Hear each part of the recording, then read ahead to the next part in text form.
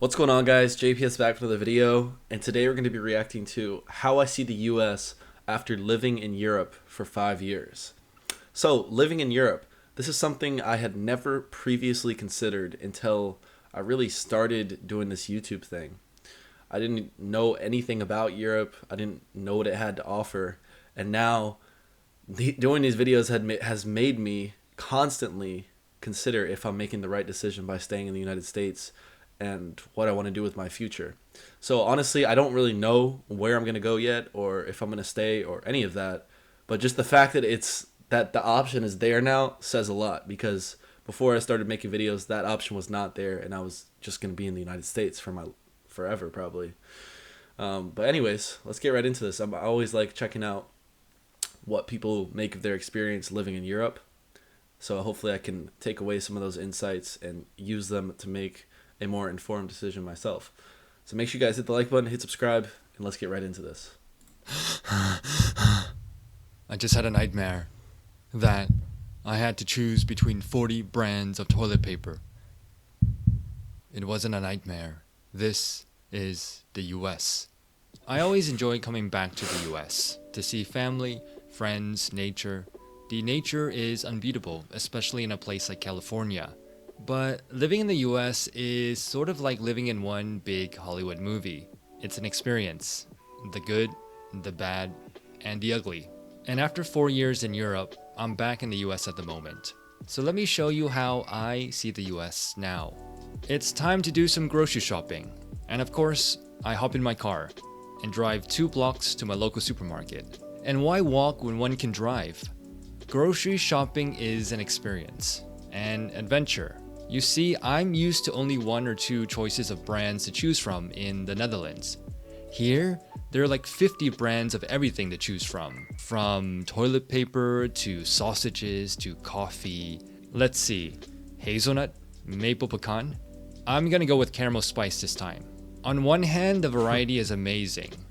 On the other, it can take me up to 15 minutes to buy toilet paper. And oh, do you know about our national treasure, Costco? At Costco, you'll find anything and everything in extra large. Everything really is bigger in the US. Plus the free samples, and the cheap hot dogs, and yes, unlimited drink refills. This is America. Holy crap, the selection is crazy. And while it's really nice to come back and see all this variety in supermarkets from Safeway to Costco to Trader Joe's, it can be sometimes overwhelming when you have every single possible combination of coffee, toilet paper, and it can take me up to 20 minutes to buy a bag of chips.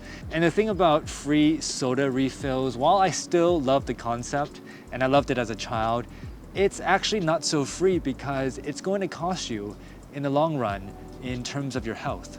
It's time to go meet some friends for lunch. And on the way there, I see them. Oh my. It's always a shock.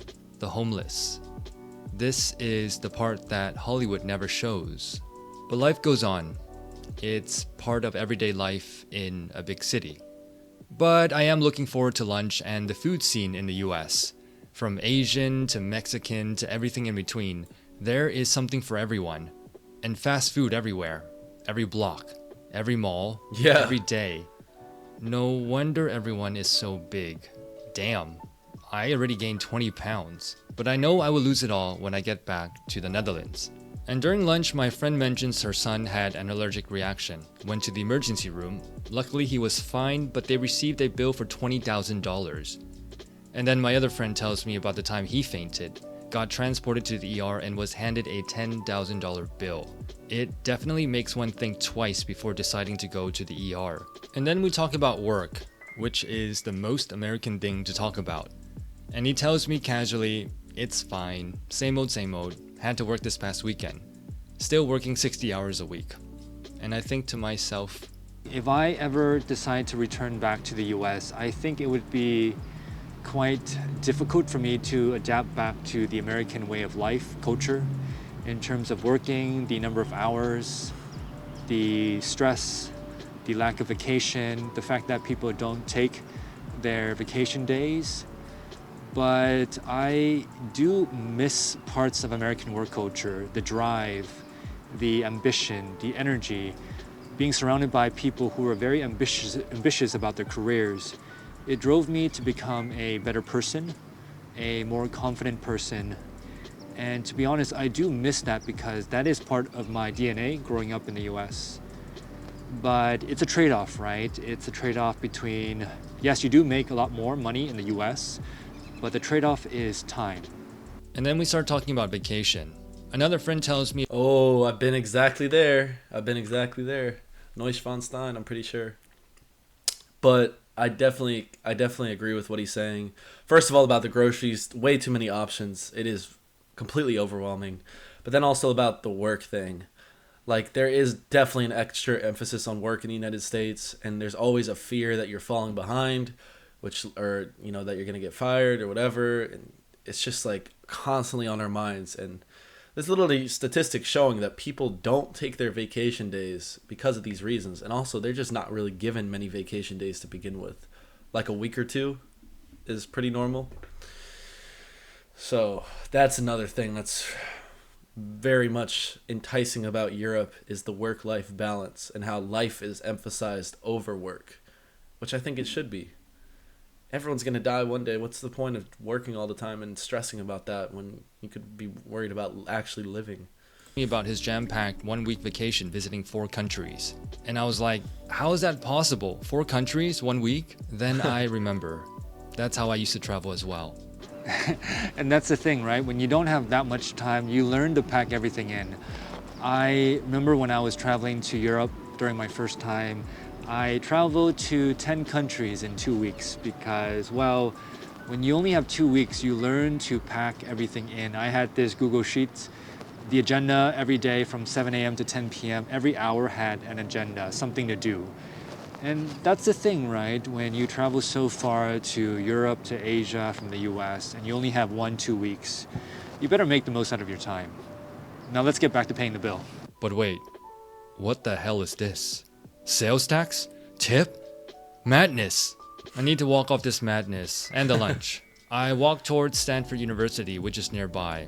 I walk, and then I realize that I'm the only person walking. Oh wow, it's a lot further than I thought. No wonder nobody walks in the US. I arrived at campus to see a bunch of tourists. American universities, especially elite ones, are tourist hotspots. The brand name, the letters, the cost of tuition.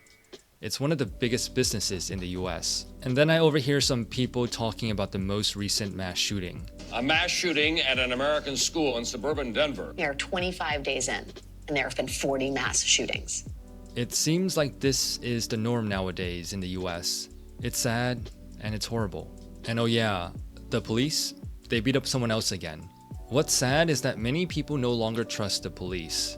And I know plenty of great police officers, but all it takes is a few bad apples to ruin it for the rest of them.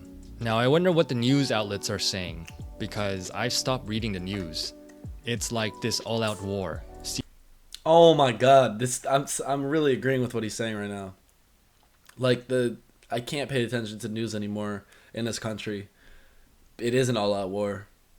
And right about the police, I think they're slowly getting better, but there was a few years, especially since 2020, a couple years in there where it was just a lot of hate between people and the police in this country. There were a lot of movements to try and defund the police, try and get rid of the police. Obviously, that is just ridiculous to think to get rid of the police, because then what happens? Rich people hire private security, and then everyone's like, oh, why did only rich people get protection? Give police for all. Then you get back to where we were. So I don't really know what the logic was behind those movements, but I can understand the sentiments and frustrations. A lot of problems in this country, and a lot of it embedded systematically. Very hard to remove that. CNN versus Fox. You get 2 different stories. It seems like such a divided country nowadays. The left versus the right. Yep. Democrats versus Republicans. The police versus the world. And this is the thing that always shocks me when I come back now. how divided the country has become. I mean, you can literally lose a friend because of politics. The media has done a role in pitting this group versus this group as well. And it's sad because it doesn't seem so united anymore. It seems quite divided every time I come back, and it's sad. And the thing about the police, well, the police, they have such a bad reputation now when in fact they should be part of the community protecting people. And yes, there have been very unfortunate events that have happened. But when I think about the majority of the police officers that I have met in the past, they've been good people, genuinely good people. And nowadays we tend to label people based on this profession. It's a bias. When in fact, I think it's wrong to do that. I think we should judge people based on their character, not on a label that we attach them to. But yeah, I hope things get better. I don't think so in the short term, but I hope things get better. But hey, at least public restrooms are still free in the US. It's time to head to the mall to do some shopping and say hello to American consumerism and overly friendly customer service people. Shopping in the US is sort of like a game, looking for deals, getting credit card points. It can be extremely fun and addicting. But this is all part of the game of American consumerism, so be careful, or else you'll be in credit card debt like a dearth of Americans. Well, it's late and it's time to head home. And of course, there's traffic at 3 p.m. And this guy ahead of me just cut off the cyclist. It's quite a shock to see. This is just so like related. Like the things he's saying, I've just come across like so many times. But first of all, a third of Americans in credit card debt. Can we rewind on that? Like that is, if that's true, that's ridiculous and very sad. But yeah, the cyclist getting cut off. American motorists hate cyclists because usually there's a path on the side and they elect to drive on the road. This guy's on the side of the road. Oftentimes they'll drive in the middle of the road, even when the speed limit is much higher than their cycling capabilities. I'm not against it though. I really respect anyone getting some exercise, so I'll happily sit behind them. If I'm not in a rush, then I'm maybe not so happy. But I definitely agree with his thoughts about the political divide in the United States and the problems with the police officers. It's just sad. It really is sad. Bikes, cars, buses, motorcycles all merging together in one lane. It can be quite dangerous to cycle in an American city. I then go and meet some friends for a drink, and I meet all these techies. And of course, I get asked the popular question. Hey, so what do you do? I make YouTube videos. Oh, so you work for YouTube and Google, right? No, I just make videos. Oh, okay. So this is something that Americans do really well. We tend to compare ourselves against one another. It's a very competitive society. And we do this at a very young age. Which school, which college did you go to? What type of job, which company, who got promoted? It's part of the system. It's a very competitive society in my opinion. Yes, and none of that matters in the grand scheme of things. The real question that matters, are you happy?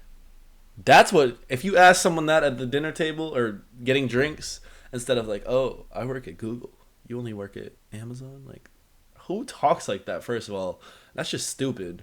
And I hate this competitive type of crap too, where people will literally attach their identity with their occupation. Like if they make a lot of money, ego goes way up and they're viewing other people as below them. I view those people as below everyone because that's just such a dumb way of thinking. But it is frustrating. And like I said, if you ask them that question, I bet there would be some hesitation. Are you happy? That would make someone uncomfortable. That would make some Americans uncomfortable. I guarantee it. Opinion compared to other societies. And I remember there was one time when I first started off my career, I was working in the Big Four accounting firm. And I went out to a bar with some friends. They were all investment bankers. And I was talking to this one girl who was an investment banker. And of course, we talked about what we did. And when I told her that I worked in a Big Four firm, she kind of looked down upon me and said something very judgmental, like, oh, you only work at a Big Four company. And so I just remember feeling very crappy at that point in time, like I wasn't good enough. But I don't blame her. It's the system that we grow up in. And we tend to judge each other based on what we do. What a long, exhausting day. Just another day in Hollywood. Just another day in the US of. Okay. This is a really interesting video. I didn't really expect this. I want to watch his life in the Netherlands video. But Hollywood, not it. California, no. I've visited California multiple times. It's not for me. I really don't like that state at all. There's just so many problems. And the country itself already has enough problems, but then you throw it off. Like, California literally could be its own country at this point. California, Texas, they could probably just secede and do their own thing because they just got so much going on. But the point at the end about, you know, the whole occupation thing and comparing, that's one of my least favorite things about the United States. It's just everyone can be very judgmental, and money is just viewed as such a important thing. Like, that, it's just so important. But in reality, money is not important. As long as you're living comfortably, that's what matters. You don't, anything past that, I believe, corrupts to some degree. And I'm not saying like, oh, if you work really hard and you wanted to buy this car, or if you really want, you know, to run it up and get rich, like, that's good for you. This is all my personal philosophy. Like, I think having a lot of money does not, it makes more money more problems. Like, it doesn't solve anything. So I think striving to be happy is the main goal, not getting as much money as possible, because the money will ultimately leave you feeling empty. And if you don't focus on actual relationships and real experiences, then you're gonna waste your life away working. And that's what a lot of Americans have no problem doing, and honestly would be me if I wasn't given a lot of these different perspectives. So really interesting video. I enjoyed it quite a lot. Let me know what you guys think about this down below. If someone has lived in Europe and the United States, I really want to hear your perspective. And that's all I got to say. Thanks so much for watching, guys, and I will see you all in the next one. Peace.